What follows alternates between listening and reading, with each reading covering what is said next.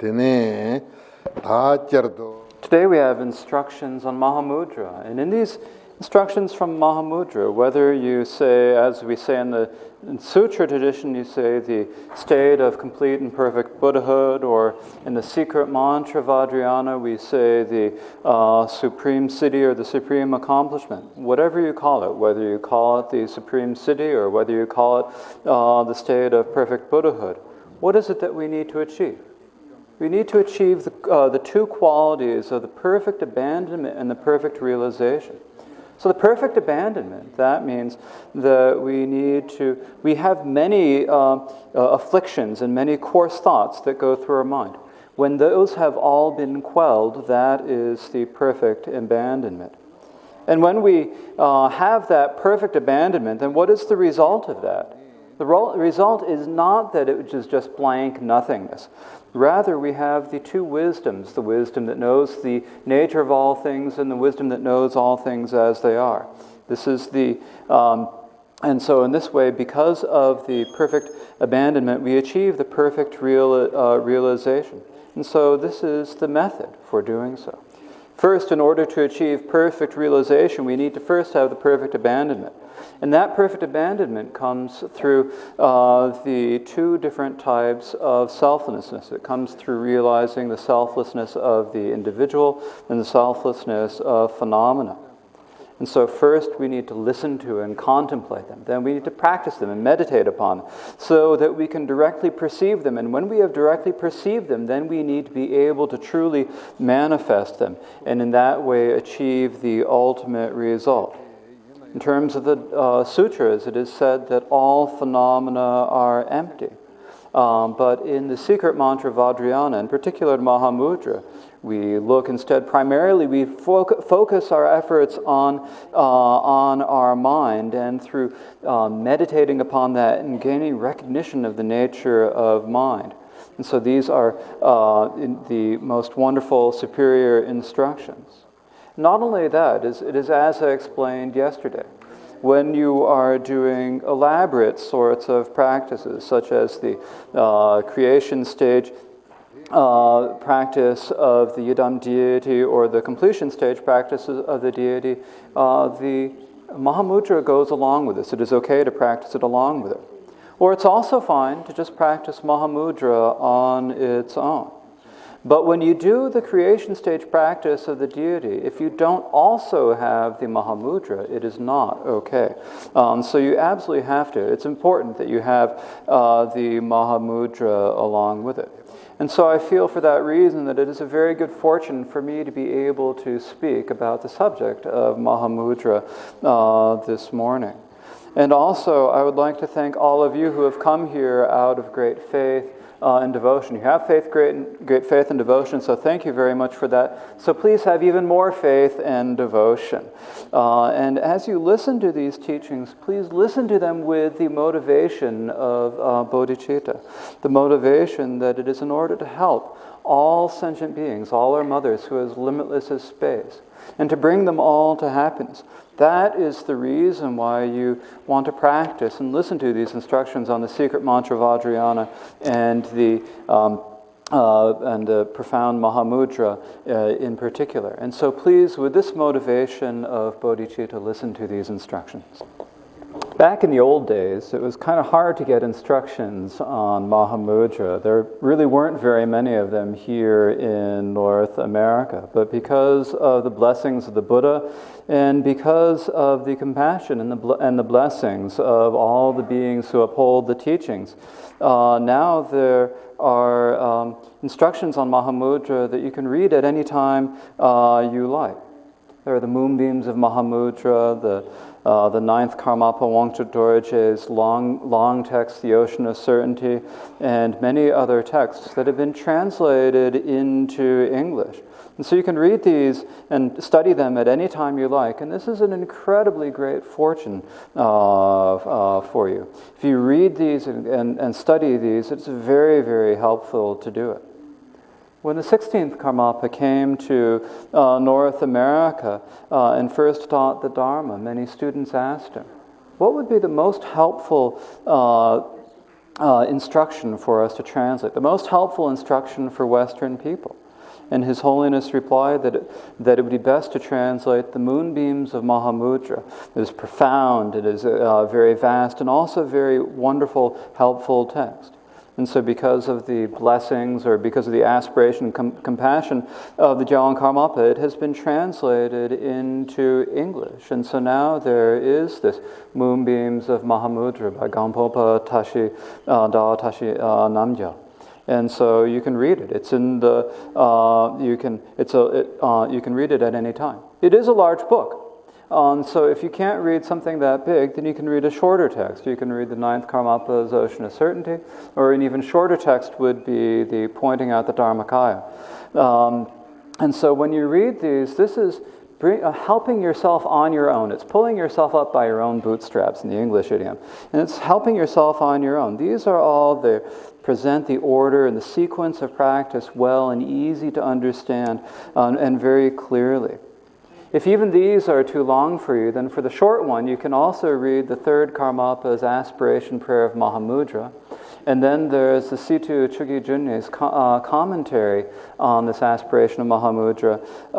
And these are wonderful because they present the order of practice, the sequence, and everything very clearly. And so they're very helpful and beneficial texts to read. You can read them either as, you can read the aspiration prayer as just being an aspiration. You can read it as being instructions on Mahamudra. However you want to read it, it's fine to read it that way. And all of these texts are available in your bookstore. So you can go to the bookstore and you can read the books, you can buy the books. And so it's really extremely fortunate that you can actually get these books yourself. This is extremely fortunate. 20 or 30 years ago, you would have had no chance, no opportunity to get these books. And so now to have the opportunity to get the books and to read them and study them is incredibly fortunate. So it's very important to do so. So today we have a short commentary on the Vajradhara lineage prayer by Pangar Champo Sampo. And this is this prayer by Pangar Champo Sampo has great blessings. It's very few words, but the meaning is extremely profound and it is very helpful. Because it is such a beneficial prayer to recite, the Gyaltsen Karmapa has this prayer recited in his seat at Sorpo Monastery. And also the seated Rinpoches have all had this prayer also recited at their seat in Palpung. And in basically all of the great monasteries of the Kagyu, the Karma Kagyu, we recite this prayer. Not only is it in the monasteries, but also the faithful lay people, laymen and lay women, also recite this prayer when they do their own practices. And the reason why we all recite it is because it is very beneficial. The meaning is very clear, it's very good, and it's got a lot of benefits, a lot of blessings. So why does it have so many blessings? Well, the reason is because the author, Pangar Champo Sampo, wrote this after spending many years practicing on the island of Semado in the northern sky, or Namso, Sky Lake. And so when he developed his realization, he wrote this, and there are the great blessings because of this. So the northern Sky Lake is a place where there is an island in the middle of the lake. And in the winter, when the lake freezes, then you can go out to that island. There is a mountain there, and then there's a cave in there, a retreat cave in there. And that's where Pangar Champo Sampo spent many years. So you go out there in the winter, and then in the spring, the ice melts, and no one can go out. It's a very isolated place, and because it's so isolated, it is very good for the practice.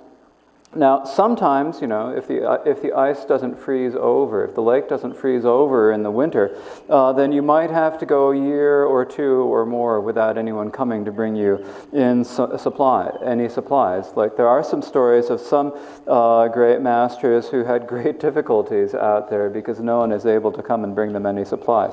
It seems that in Tibet there was no real tradition of going by boat. But for Pangar Champo Sampo, he actually had no difficulty of that sort. He spent many years on the island practicing meditation without any difficulty. He practiced his meditation. Now, the reason for this, some people say that it was all the deities, the local spirits, who provided him with food. Some people say that he ate the pure food of undefiled meditation. In any case, however it was, he was able to spend many years on the island without any difficulty at all. While he was there, he practiced the instructions that he had received from the sixth Karmapa Tongwa Dünden. He practiced them, he developed realization in them, and made the result of it manifest. And then he became the root lama for the seventh Karmapa Gyaltsen. And as a support for the blessings at that time, he wrote this prayer, the Vajradhara Lineage prayer. And so it is a prayer with very few words. It's easy to know and understand, and this is why we consider it to be so important. And so if you recite this prayer, it's very helpful to recite it every day or continually. And especially if you think of the meaning as you recite it, remember the meaning. This is going to be very helpful for your practice. You can even recite it at times or remember the meanings at times when you aren't actually practicing, and it'll also be extremely beneficial for you. Now, in terms of the meaning of the words of this text, generally there are three different sections to the text. The first part is a supplication or an homage. It's like the list of how the Mahamudra was passed down, the lineage by which it was passed down. And then there is the section on the actual instructions of Mahamudra, in which there are 4 stanzas. And then following that, there is an aspiration. And so first we have the homage. You can call it an homage. You can call it a supplication. You can call it a description of how the instructions of Mahamudra were passed down. And so this begins with the words, Great Vajradhara, Tilopa, Naropa, and Marpa, Milarepa, Lord of Dharma, Gampopa. And so here we start out saying, Great Vajradhara. And when we say Vajradhara, what do we mean by that? Well, in general, when we think, well, where is it that where is the source of the lineage of the Dharma of the Buddha? Where does it come from? Well, generally we would have to say it comes from our teacher, the complete and perfect Buddha, the king of the Shakyas. But when we say this Mahamudra prayer, we say it comes from Vajradhara. So why do we say it comes from Vajradhara? It's possible that we might have a doubt. We think, why is it Vajradhara and not from Shakyamuni? Well, actually, the Buddhas are one in essence. And the reason that they are one in essence is that the essence of the Buddhas is the 3 kayas, or the 3 bodies of the Dharmakaya, the Sambhogakaya, and the Nirmanakaya. And so when we say the Dharmakaya, then this is the body of qualities. When you have when you've brought your practice to its ultimate result and achieved the qualities of perfect abandonment and perfect realization, then these are the qualities of the Dharmakaya, the body of qualities. But that has no form. And so when you have these qualities of complete abandonment and complete realization, then you achieve the Dharmakaya, but then how is it that you actually act? How is it that you can actually sort of enjoy or make use of that state? When you achieve the Dharmakaya, does that mean that it's just blank nothingness, that there's nothing there at all? It doesn't mean that. Not only is there not nothing, in fact, the Buddha still has the wish to perform activity, to tame all sentient beings, as long as there are sentient beings and as long as there is samsara. But is this something that the Dharmakaya can do? It can't. The reason is that the Dharmakaya is just the essence of the wisdom mind of the Buddha alone.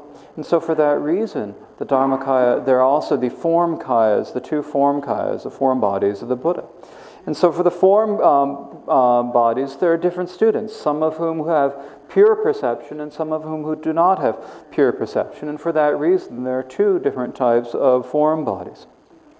For those bodhisattvas who reside on the bodhisattva levels, they have pure perception. So which do they see? They see the Sambhogakaya, which is the body of the Buddha that appears to these bodhisattvas and turns the wheel of Dharma, teaching them the complete and perfect Dharma of the Mahayana, always teaching these bodhisattvas the Mahayana Dharma to bring them to the state of Buddhahood. So that is the Sambhogakaya. But for those beings with impure karmic perception, even if they wanted to see the Sambhogakaya, they wouldn't be able to. The reason they're not able to is because they're obscured by the obscurations and by their karma. So they're not able to perceive the pure Sambhogakaya form. So for that reason, the Buddha also has a coarse body, the Nirmanakaya form, that appears in whatever manner is necessary in order to tame whoever needs taming. And so whether the people who need to be tamed have pure or impure perception, whether they need to be taught the guiding meaning or the definitive meaning. There are some beings who are not ready to hear the ultimate meaning, and so you teach the guiding meaning. That isn't quite necessarily the entire truth, but brings people to the point where they can understand the whole truth. Sometimes you teach those with the right facilities the definitive meaning exactly as it is. And so these are the activities of the Nirmanakaya. And so our teacher, the complete and perfect Buddha, the Buddha Shakyamuni, was he someone who appeared only to those beings who have pure perceptions? No, he was not. He appeared in this world. In this impure world, and he appeared to beings with pure perception, beings with impure perception, to people who had faith and to people who did not faith. And he taught in every sort of different way. And so he is what we call a supreme Nirmanakaya. And so this is the presentation of the three kayas of the Buddha. So we have the two bodies, the Sambhogakaya and the Nirmanakaya. In terms of the bodies, the kayas are separate, but they are the same in essence of the wisdom mind. That the essence of the wisdom mind, that is what we call the Dharmakaya Vajradhara. And so with the form bodies, when this Dharmakaya Vajradhara appears as a form body, then it appears as the Sambhogakaya. And this is what we call the Sambhogakaya Vajradhara.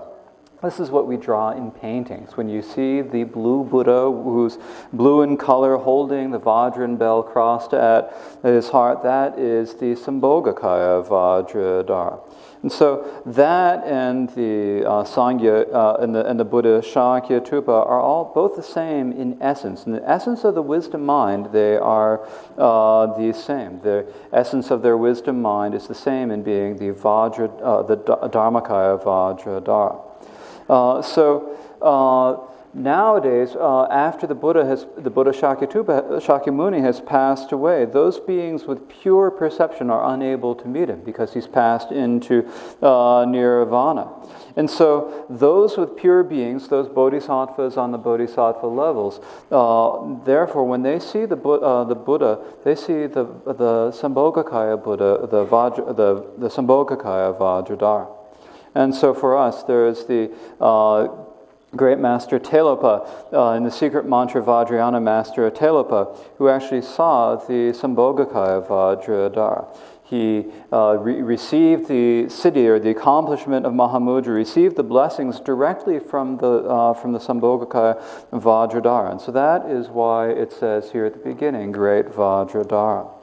And so in this way, the Dharmakaya Vajradhara, the Sambhogakaya Vajradhara, and the Nirmanakaya Shakyamuni, there's no difference between them. And so these instructions that Tilopa practiced them. Of course, he was first a great being in order to receive the instructions, then he practiced them and achieved the ultimate result. And his student was Naropa. Naropa was first a great scholar. Now, at that time in India, there were great monastic seats that taught the Dharma in general, and in particular that taught the sutras and the secret mantra Vajradhara. In these seats, they taught them not only through the tradition of explanations, but also through practice. And these two greatest seats were these monasteries of Nalanda and Vikramashila. So Naropa was the scholar who guarded the northern gate. And when he's guarding the northern gate, there was a wisdom dakini who came to him and made a prophecy. She said to him, "You will not achieve the ultimate result merely through being a scholar and through explanations.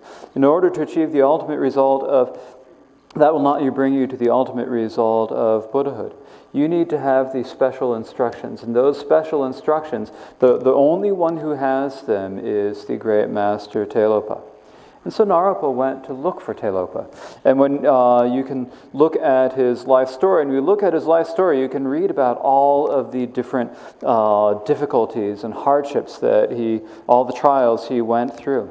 Then when he finally found Tilopa, he didn't immediately receive the instructions from him. Instead, he still had to go through even more trials and hardships. And finally, he received the instructions, developed the realization. And so, in this way, Naropa received the instructions on Mahamudra from Tilopa. Both Tilopa and Naropa were Indian masters, and they primarily were in India. Then there was the student of Naropa named Marpa the translator, who spread the teachings in Tibet. And so we call him Marpa the translator because first he went to India, he learned the Indian languages, he received the instructions, he practiced the instructions, and then he translated them, brought them back to Tibet, and spread them in Tibet. And so this is why we call him Marpa the translator. His student was Milarepa, and Milarepa's main student was Gampopa. And so these are the three masters whom we call the three forefathers, or the three crown jewels of the Kaju lineage. Now, when we look at these three, they all had very different ways that they led their lives. And so they give us different sort of examples of how we can lead our lives. They show us that no matter what our lifestyle is, we can still practice Mahamudra. There's nothing that contradicts there's no contradiction between Mahamudra and whatever sort of lifestyle we choose. For example, there is Marpa the translator. Marpa was a householder. He had a wife. He was a householder and sort of a tantric practitioner. He had a wife, he had children, he had possessions, he had wealth, he had a lot of food. But he received all the instructions, he practiced all the instructions, and by practicing the instructions, he was able to achieve the ultimate siddhi of his practice. He was able to show the special signs, the particular signs of the result of the practice. And so what is it that we can learn from looking at his example? What we can learn from looking at that example is that we can still be householders and enjoy all the luxuries of living in the house and still practice Mahamudra. It's okay to do that. But there are some people who sort of think differently. They have different ways of thinking about things, and they feel like they just really want to devote themselves to Dharma practice and are willing to go through a lot of hardships to do that and to live in a very simple lifestyle. They want to live without any attachment at all to wealth or goods. And if you do that, you can also achieve the ultimate result through doing practice. And the one who shows us this is Milarepa. Milarepa had a very simple, unelaborate lifestyle. He didn't care a whit about food or clothing or anything else. And he spent all his time in mountain retreats, in caves and mountains, practicing. Then gradually he gathered a retinue of students. And so if we can practice in the same way as Milarepa, then that is wonderful. But even if we can't practice exactly the same as Milarepa, but can do it somewhat similarly, as much as we are able to, then it is extremely beneficial. The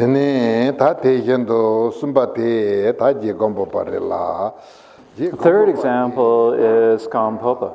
he had a different way of life from either Marpa or Milarepa, because he had gone forth. He was a monk.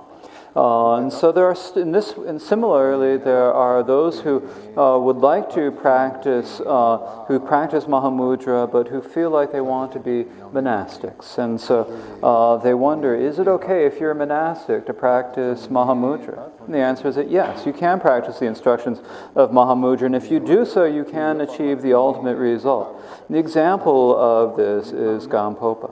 Gampopa first had gone forth to become a monastic, and then he met the yogin Milarepa. He received the instructions on Mahamudra and the 6 yogas of Naropa from him. And then after that, Milarepa made a prophecy. You should go to the central Tibet, to the mountain of Datla Gampo, and there at the great Dorje, mountain Dorje, you should establish a seat. If you do so, you will help many sentient beings.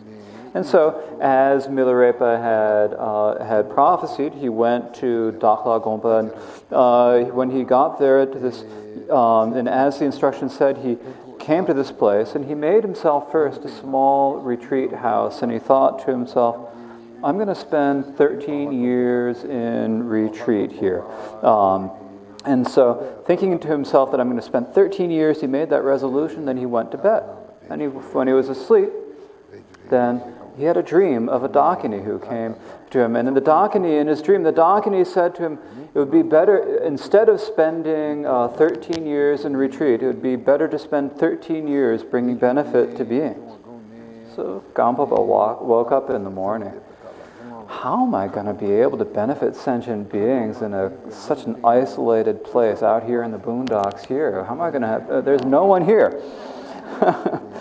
But gradually, first one student came, and then 2 students came, 3, 4, and then eventually he had this great gathering of great meditators who surrounded him, all of whom meditated upon Mahamudra. And so he had this great assembly of students that appeared. And in this way, he was able to bring great benefit to many sentient beings. Now, the reason that this happened is that Gampopa, when he took birth, actually was not an ordinary person. He was actually the rebirth of the Bodhisattva youthful moonlight. Now, the Bodhisattva youthful moonlight was during the time of the Buddha. The Buddha at one time was in Vajradhara at Vulture Peak Mountain, and he taught the King of Samadhi Sutra. Now, the Bodhisattva youthful moonlight at that point was a householder, and he had great compassion, resolve, and great aspirations. And he also had incredible faith and devotion and respect for the Buddha Shakyamuni. It is he who requested the King of Samadhi Sutra. And so this sutra was taught in the midst of a great gathering of many students. And at the end of teaching the sutra, the Buddha said, so who is it that in the future the teachings of the Buddha will decline? And when the teachings of the Buddha decline, what is it that we need to do? It is these teachings of the King of Samadhi that are most important. And so who is it who will make the commitment, make the promise that in the future they will spread these teachings of Buddhism and of the King of Samadhi Sutra? And so the Bodhisattva youthful moonlight stood up on his seat, and he said, in the future, I take the oath that in the future I shall be the one who will spread these teachings of the King of Samadhi. And so in that way, just as taught in the King of Samadhi Sutra, the Buddha prophesies that in the future on the banks of the river Rohita, there would be a monk called the physician.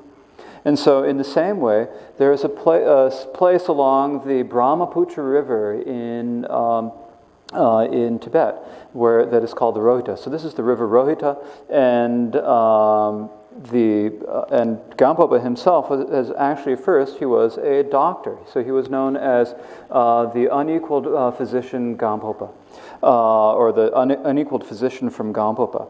And so he spread the meaning of the King of Samadhi Sutra. Now, what is the reason we can say that he spread the meaning of the King of Samadhi Sutra? Well, he spread the in particular instructions of the Samadhi of Mahamudra. And this Samadhi of Mahamudra is the king of all Samadhis. And so in this way, he taught the meaning of the king of Samadhi Sutra. And so just as was prophesied, he took birth as Gampopa, the physician from Dakpo, and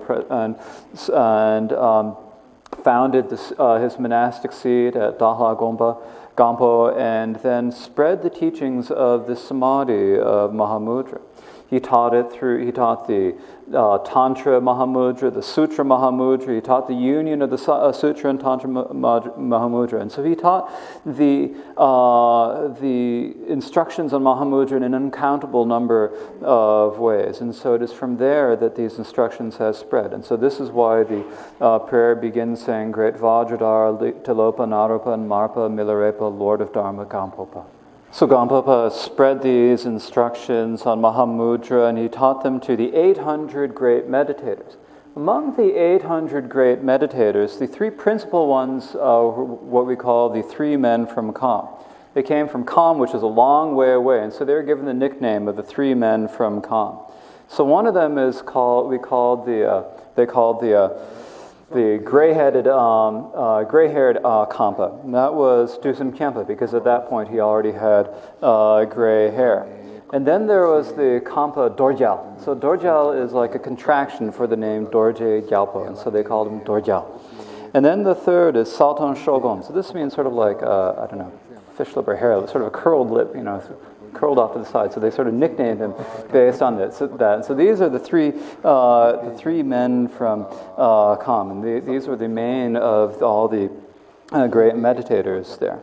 And so they all received the instructions, and among them, Salton Shogun primarily spent his time taming non-human beings, and so he did not have a particular separate lineage that descended from him.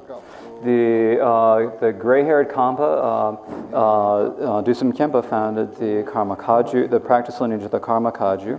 And then Dorje, it is from Dorje that the 8 younger, here it's translated as lesser lineages, the 8 younger lineages eventually developed. And so in this way, there are the 4 elder and the 8 younger lineages that gradually appeared. And so they all did the practice of Mahamudra. And so what's the main practice they did? The main practice was Mahamudra, but because the teachers emphasized different aspects of the instructions and taught them in slightly different ways, there became different lineages of how they taught Mahamudra. And so in this way, there are many different, the students received many different instructions, and they developed these 4 elder and 8 younger lineages. And so these are the lineages in which there eventually appeared a great uncountable number of great meditators. So all of these lineages really had vast and wonderful activity, but among them there are 3 that had especially great activity. These are the Drikung, Taklung, and Salpa. So there are a great number, an inconceivable number of masters in these lineages. Now, where do we get the instructions on Mahamudra from? We get them, they came to us from the gray-haired Khampa, from the first Karmapa Dusum Khenpo. So we have the instructions, and so it is from him that the practice lineage of the Karmakaju began. And in this lineage, it is not just a lineage of the words, it is a lineage of the meaning. They have passed down the meaning, practiced the meaning, realized the meaning, and manifested the meaning, and in this way it is spread. It is spread and it has lasted from the first Karmapa all the way down to the 17th Karmapa. The flow or the continuum of the blessings is unbroken in this time. Although the Karmapas all have different physical manifestations, their wisdom mind is the same. And so from now, up to the 17th Karmapa, we have these instructions on Mahamudra. And as I said before, these are taught in the aspiration for Mahamudra by the 3rd Karmapa, as well as in the Mahamudra instructions by the 9th Karmapa, such as the ocean of certainty and so forth. And so we can receive these, and we can read these and practice these, and they will be, and so we have this lineage of these practice, and this has brought us great benefit. And so this is the wonderful lineage that we have for the Mahamudra. This lineage is here. We can receive its blessings, and we can do the meditation of Mahamudra. And when we do Mahamudra meditation, there are two parts to the meditation. There is the equipoise, and there is the post-meditation. So equipoise means when we're sitting in meditation, looking at the nature of the mind. Sometimes we don't have time to do that, and so we get up into the post-meditation. And post-meditation means that when we are walking or eating or having a conversation or whatever it is that we do, we are just not distracted. Our minds are not distracted, and that we don't forget what the essence of the mind is. If we can practice like that, then we can practice all day and all night. We can practice 24/7. If we practice like this, it is very beneficial for us. And so this is a way that we can practice that will increase our meditation. And in order to do this practice, we have different parts of it. There are the preliminary practices. There is the practice of the common and the special preliminaries, and then the actual practice. And if we can follow this sequence, then it'll be very good for us. But even if we don't have the opportunity to practice in this way, if we can at least not forget the nature of Mahamudra, then this will be very beneficial for us. And so after this it says, grant your blessings. In this translation here, it's missing a little bit. It should say something, I hold your lineage, grant your blessings that I can follow your example. I hold your lineage. And so when it says, I hold your lineage, what does it mean by that? It means that when we receive the instructions, we don't just sort of put them aside. We practice them, we do them, and we follow them. And so that's what it means when it says, I hold your lineage, grant your blessings that I may follow your example. Then when it says, may I follow your example, what it says actually in Tibetan is, may I follow your liberation. So liberation here means means in terms of the life story. When we think of the life stories, life stories are biographies, if you're talking about, like a king or a president or some historical figure, then you say biography. The biography means that in this year they did this, and this year they do that, and this is the order in which they did all of these things, and this is, biography. But this is not what we mean when we talk about the life stories of great beings. What we mean is their liberation. Because we don't need to know what year they did this or that. What we need to know is, what is the cause that led them to liberation? How is it that they practice? Where did they get their instructions? So, like with the great beings such as Milarepa or Gampopa, how is it that they achieved their liberation? So, what is it that they're freed from? They're freed from the karma and the afflictions and samsara. What's the reason? How is it that they were emancipated? What is the reason that they were able? What is the cause that they were able to emancipate themselves? The cause was that they practiced the Dharma. And so, how is it that they did this? They went to lamas. They requested instructions. That's it. So the life story will tell you they requested this instruction from this lama. Then they went and practiced this instruction in this way, and then through that they achieved the results. And these are the signs of the result that they had. And so in Tibetan, when you talk about the life story of a great being, we call it the emancipation or the liberation of the life story. And so it tells how they eventually achieve the ultimate result of the Supreme City. And so we can read these life stories, and when we read them, we see, well, what Dharma is it they practice? How did they get the Dharma? What did they do to practice it? What is the result that they practice? And then we can take that life story, that liberation, as our own example and say, okay, and I need to practice in the same way. I need to do this and that to practice. And so this is what it means when I said, grant your blessings that I may uphold your example. So I hold your lineage, grant your blessings that I may uphold your example. And so up to here, this is taught in a way as being an homage. In a way, it's a supplication, and also it's a way it's like the history of the lineage. Thank you very much. That's enough for this morning.